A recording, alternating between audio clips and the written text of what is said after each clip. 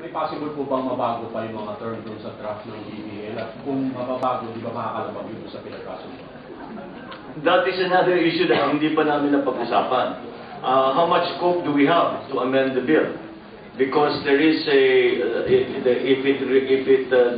kung masyadong lumayo na sa napirmahan na agreement, baka magka-problema.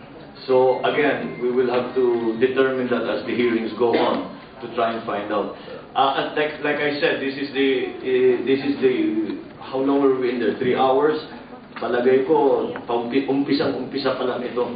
At lahat ng sagot sa tanong namin, sa tanong ng iba, ay nagbubunga ng karagdagang tanong.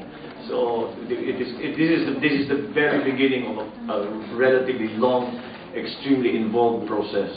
But that's why we are encouraging everyone, not only those who are in the affected areas, but everyone to be involved in this discussion and in this debate, because it affects not only those within the Bangsamoro area, not only those in Mindanao, but in the entire country.